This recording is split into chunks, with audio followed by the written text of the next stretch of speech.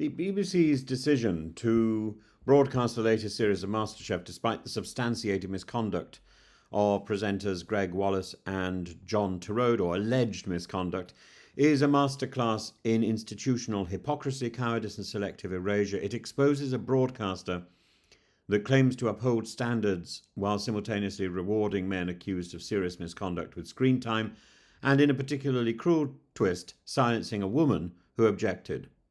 We had to be clear about the facts. An independent legal review upheld 45 allegations against Wallace, including inappropriate language, bullying, and even appearing in a state of undress. Turode was found to have used an extremely offensive racist term at an after-show event. This is not vague innuendo. These are specific, serious, and unsubstantiated breaches of professional conduct. And yet the show aired, or is airing, with Wallace and Turode visible from the opening minute. The solution offered to contestant Sarah Shafi, who rightly objected, was to edit her out. Not the men, not the banter, not the presents, her, the woman who said no. Let that sink in. The woman objecting to misconduct is erased. That's technically possible, while the men found guilty of misconduct are merely toned down. This is not editorial neutrality, it's complicity. The BBC, with its talk of widespread support for contestants, has selectively weaponized the language of inclusion to justify exclusion. Shafi, who called this a silencing into extinction, is entirely correct.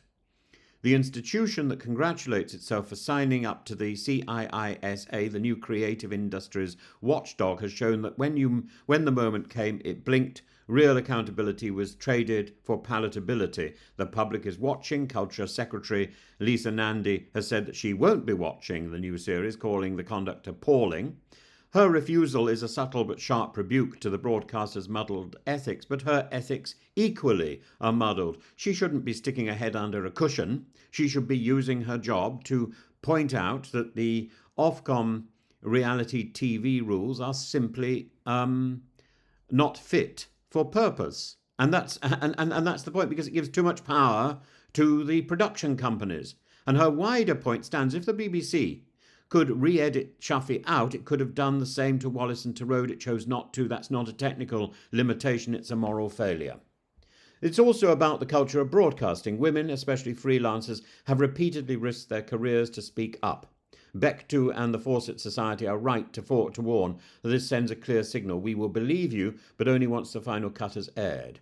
The decision to proceed, however it is dressed up in whatever language about fairness to contestants, will sit uncomfortably with many viewers who see this for what it is: editorial spin masking cowardice. Some will argue that MasterChef is bigger than any one individual, but that is precisely the problem. It was never meant to be just about the individuals. It was about the power structures that allowed abuse, ignored complaints, and then offered the stage back to the very men found responsible. And we shouldn't be using the word contestants. These aren't contestants, they are participants. The contest is the MacGuffin, the excuse to put people into screen time, to let us see their, what's the technical term now, their journey, to let us see their ups and downs, because they are the entertainment. They are being paid a pittance for the amount of screen time that they are taking up. And this is the whole point about reality TV. It is exploitative, it is cheap television.